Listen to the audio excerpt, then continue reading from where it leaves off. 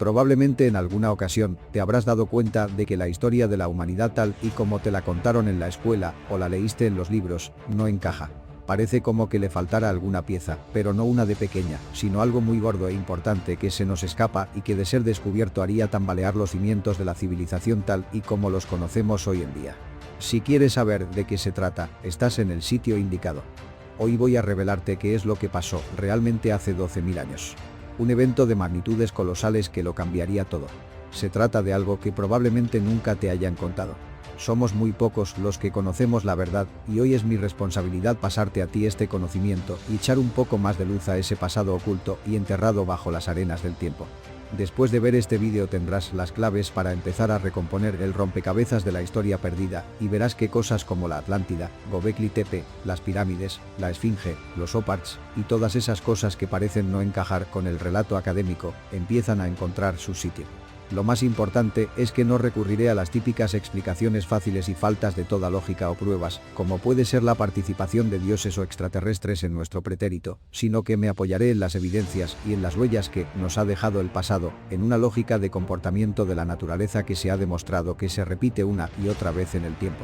Construiré el relato a partir de evidencias físicas, que por cierto, cada día son más aplastantes, y que llegará un punto en que la ciencia oficial ya no podrá seguir mirando hacia otro lado y tendrá que sentarse a reescribir la historia.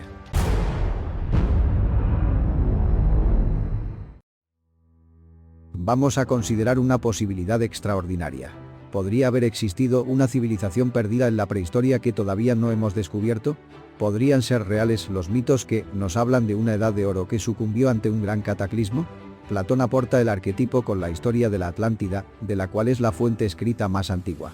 Él describe la Atlántida como poseedora de una avanzada arquitectura, agricultura, tecnología naval, grandes dotes de navegación marítima y una avanzada organización social y política. Pero lo que una vez fue una bonita y floreciente cultura, con el tiempo se volvió arrogante, cruel y materialista, en un paralelismo que debería recordarnos al comportamiento que tenemos las sociedades avanzadas de hoy en día. Platón nos cuenta que se tiene que saber llevar la prosperidad sin pasarse de la raya, pues él reprimenda por su mal hacer, el universo se dispuso a destruir la Atlántida en un solo día y una sola noche, con fuego, terremotos e inundaciones. La isla fue tragada por el mar y desapareció para siempre. La humanidad tuvo que empezar de nuevo desde cero, como un niño, sin recuerdos de lo que una vez fue. A ojos de los historiadores y los arqueólogos, Platón simplemente se inventó esa historia. A día de hoy, quien se tome el mito de la Atlántida seriamente, tendrá que enfrentarse a las consecuencias de ser acusado de fantaseoso, o mucho peor, de fraudulento.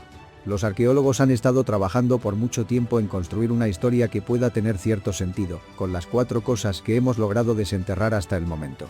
Esas líneas de tiempo que han establecido muestran un lento y estable progreso evolutivo. Es utilizado para argumentar que no hay sitio en nuestro pasado para albergar una civilización avanzada como la Atlántida o para un cataclismo suficientemente grande como para borrarla del mapa.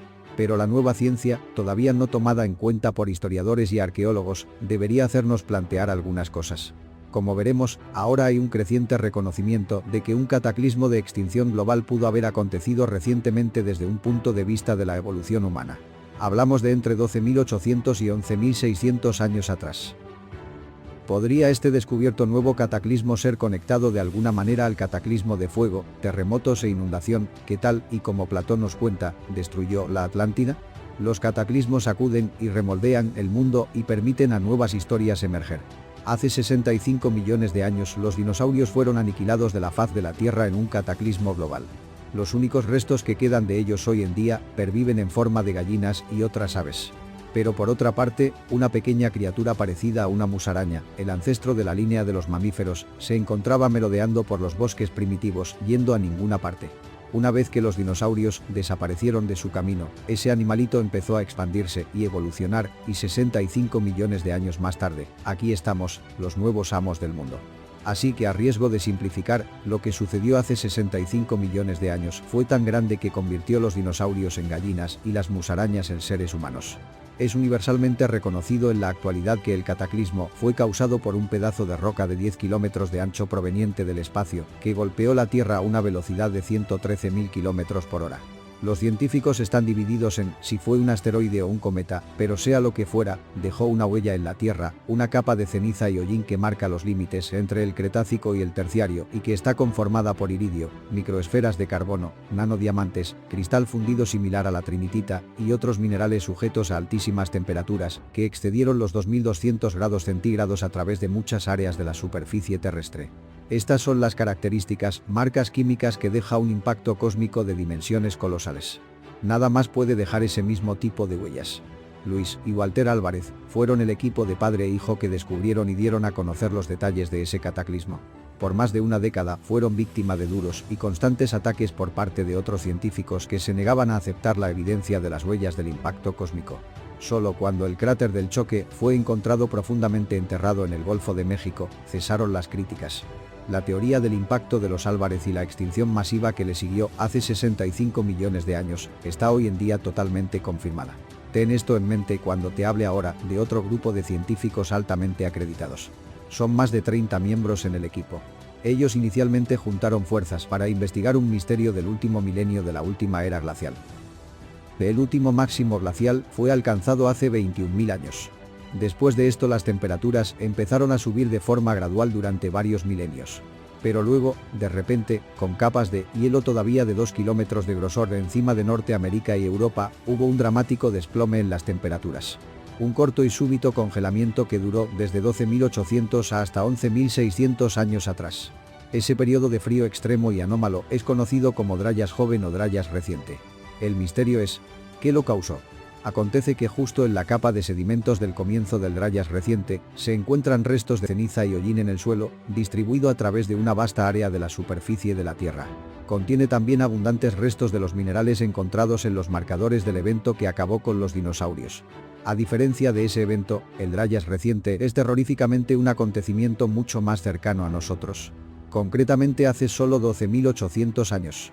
Inicialmente el equipo de científicos situó el evento en hace 12.900 años, pero con subsecuentes investigaciones la fecha ha podido ser precisada y reajustada hasta hace 12.800 años. Este equipo de trabajo ha estado publicando artículos y documentación científica en estamentos oficiales a medida que han ido descubriendo nuevas cosas. En 2007 anunciaron que encontraron evidencias de que un impacto extraterrestre hace 12.800 años contribuyó a la extinción de la megafauna del planeta y al enfriamiento del período de Dryas reciente. En 2009 publicaron el hallazgo de nanodiamantes en la capa sedimentaria perteneciente al Dryas reciente. También se hallaron materiales fundidos por altas temperaturas de impacto, evidencia de una deflagración por impacto cósmico hace 12.800 años. Estas evidencias fueron encontradas en México, Groenlandia y en gran multitud de zonas de impacto repartidas a alrededor de 4 continentes. En 2014 otra de sus publicaciones anunciaba que se habían encontrado capas de sedimentos ricas en nanodiamantes en 3 continentes, relacionadas con un impacto cósmico hace 12.800 años. Un año después, en 2015, sacan a la luz otra publicación que descarta por completo la posibilidad de que todos esos sedimentos hubieran sido fruto de la acumulación y deposición gradual de materiales durante siglos. El análisis geocronológico muestra que el cataclismo fue desatado en un instante, concretamente en un solo día y una sola noche. ¿Te recuerda algo? Y aún hay más, encontraron trazas de ese cataclismo en más de 50 millones de kilómetros cuadrados de la superficie terrestre. Múltiples meteoritos que se cree que fueron fragmentos de un cometa gigante en desintegración, vinieron hacia nuestra trayectoria desde el noroeste hacia el sudeste. Los primeros impactos tuvieron lugar en la capa de hielo de Norteamérica, que en esos momentos tenía un espesor de más de 2 kilómetros. Seguidamente hubo impactos en la capa de hielo del norte de Europa.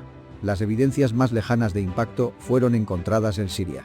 Debido a que los primeros impactos fueron en Norteamérica, es difícil encontrar los cráteres, ya que fueron transitorios, y es que fueron hechos en esa frondosa capa de hielo que más tarde, con los siglos, se fue derritiendo borrando toda traza existente. A pesar de la abundancia de evidencias en forma de depósitos de sedimentos, la falta de evidencia de cráteres expuso al equipo de científicos que lideraron ese proyecto al mismo tipo de ataques que padre e hijo, Luis y Walter Álvarez, sufrieron en su momento. No obstante, en los últimos 2 años, algunos cráteres han sido identificados en zonas más allá del borde de la capa de hielo, o en sitios en los que esta era mucho más delgada. Estos cráteres son las piezas finales del puzzle que deberían asentar el debate formal de una vez. Hace 12.800 años, múltiples fragmentos de un cometa gigante en desintegración impactaron contra la Tierra, con el epicentro del cataclismo situado en la capa de hielo que cubría en ese entonces Norteamérica. ¿Por qué esos impactos causaron un desplome en las temperaturas de todo el planeta en el comienzo del periodo conocido como Dryas reciente?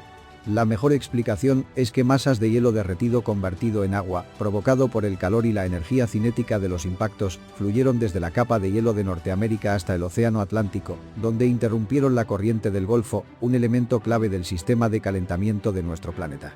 De ahí el enfriamiento dramático y repentino.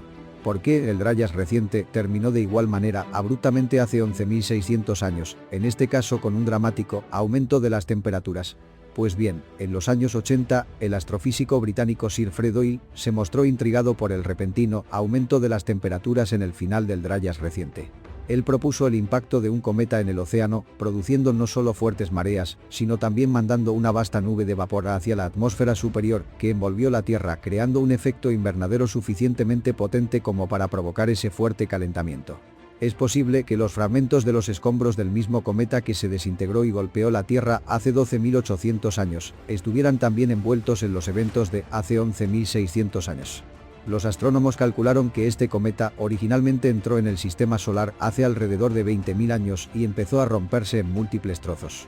Estos empezaron a separarse a medida que avanzaban, generando un enjambre letal que se cruzó con la órbita de la Tierra y que interactuó de manera catastrófica con la historia humana en más de una ocasión en los pasados 13.000 años. La explicación de lo que causó el final del Dryas reciente hace 11.600 años no está tan completa como la explicación de lo que pasó al comienzo de este periodo. No obstante, las evidencias sobre el terreno no pueden ser discutidas. Está claro que el Dryas reciente acabó abruptamente hace 11.600 años, las temperaturas globales se dispararon, y las capas de hielo que aún quedaban, colapsaron rápidamente para ingresar en el mar en forma líquida, causando así un notable incremento en el nivel del mar, conocido por los geólogos como pulso de agua 1b. ¿Es una coincidencia que hace 11.600 años, la fecha del pulso de agua 1b, es también la fecha que da Platón para la destrucción de la Atlántida? Revisemos de nuevo la fecha de Platón. La historia que él nos cuenta, le fue contada por su abuelo, el famoso legislador griego Solón, el cual visitó el antiguo Egipto alrededor del 600 a.C. Este asegura que a él, la historia de la Atlántida, se la contaron los sacerdotes del templo de Neaz, en el delta del Nilo. Solón les preguntó a los sacerdotes cuándo fue que ocurrió el desastre, y ellos le contestaron que hacía 9.000 años. Por lo tanto, si vamos 9.000 años atrás en el tiempo, partiendo del 600 a.C., nos plantamos en el 9.600 a.C., lo cual contabilizado desde nuestros días nos da exactamente 11.600 años, el mismo preciso instante en el que la geología moderna sitúa el dramático y repentino incremento del nivel del mar conocido como pulso de agua 1b. Si Platón se lo inventó todo, tal y como nos dicen los historiadores de hoy, entonces la única conclusión que podemos sacar es que, o bien tenía ya los mismos conocimientos del pasado geológico de la ciencia de hoy en día y lo hizo cuadrar con su historia para hacerlo más creíble, o bien ha sido una increíble casualidad. Aunque ambas opciones la verdad que parecen muy poco probables, o como mínimo, menos probables de lo que podría ser una tercera vía, que es que Platón simplemente estuviera contando la verdad tal y como le fue entregada, después de haber sido pasada de generación en generación durante milenios. Pero aún hay algo más. Esa misma fecha tan maravillosa de hace 11.600 años, está siendo a día de hoy citada por los arqueólogos como una fecha muy significativa. Hablamos del momento en que tanto la arquitectura megalítica como la agricultura aparecieron por primera vez en el mundo. El sitio donde esto tuvo lugar fue Göbekli Tepe, en Turquía. Según Klaus Smith, el arqueólogo que descubrió el sitio y que lo ha estado desenterrando y estudiando desde los años 90, Göbekli Tepe no fue cubierto de tierra de forma natural por sedimentación con el pasar de los años, sino que asegura que todo indica que el sitio fue utilizado durante alrededor de 1000 años, para posteriormente ser deliberadamente enterrado por los humanos que se encontraban allí. En segundo lugar, la no contaminación del lugar por culturas posteriores hace que sea muy sencillo de medir la antigüedad de la cobertura artificial de Göbekli Tepe por parte de los arqueólogos, que la sitúan en 11.600 años de antigüedad, lo cual lo convierte en 7.000 años más antiguo que el complejo megalítico de Stonehenge en Inglaterra, y 6.000 años más antiguo que cualquier otra construcción megalítica descubierta en todo el mundo. En tercer lugar, aún queda por desenterrar en todo el complejo de Göbekli Tepe 50 veces más de lo que ha sido desenterrado hasta ahora. Así lo ha revelado el radar de exploración, que muestra cómo aún quedan cientos y cientos de pilares de piedra gigantes aún pendientes de desenterrar. Esto convierte a este complejo megalítico no solo en el más antiguo del planeta, sino también en el más grande con diferencia. Lo más intrigante es que parece aparecer de la nada en la historia de la humanidad, y es que no hay un trasfondo, una evolución, un camino de aprendizaje que otorgue al ser humano las habilidades de construcción y organización necesarias para crear eso. Más extraño aún. Los arqueólogos del sitio sospechan que Göbekli Tepe funcionó como centro de innovación, desde el cual el conocimiento sobre la agricultura fue distribuido a las poblaciones que hasta el momento consistían solo en sociedades nómadas de cazadores-recolectores. Más allá de haber sido una especie de oasis de sabiduría precoz y repentina que brotó de la nada 7000 años antes de lo sugerido en la cronología histórica, lo que realmente me parece a mí, es que Göbekli Tepe parece más una transferencia de conocimiento por parte de los supervivientes de una civilización perdida, que ya sabían cómo construir complejos megalíticos a gran escala y que ya conocían por completo la agricultura.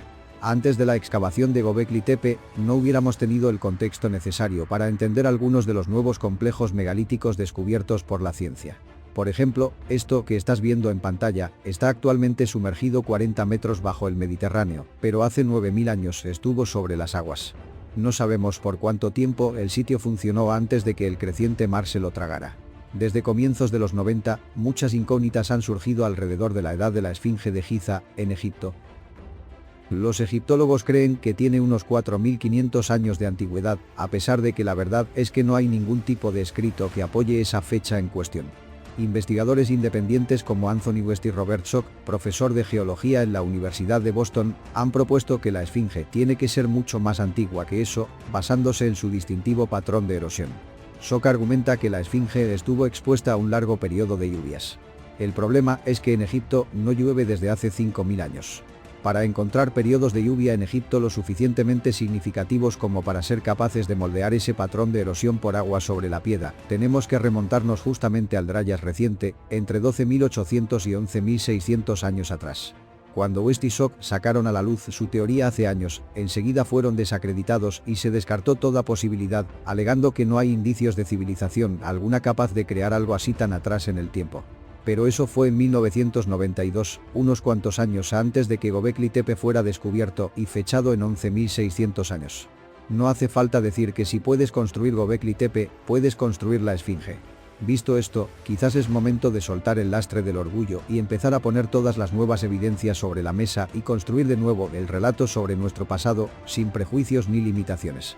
Por lo que yo veo, un cataclismo de extinción ocurrió en nuestro planeta entre 12.800 y 11.600 años atrás. El evento fue global y sus consecuencias afectaron profundamente a la humanidad.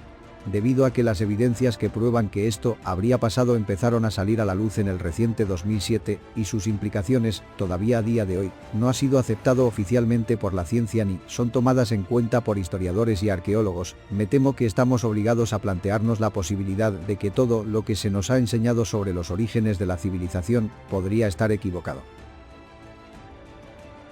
Si has llegado hasta aquí, supongo que habrás sabido valorar la importancia de este conocimiento aún oculto que te estoy entregando.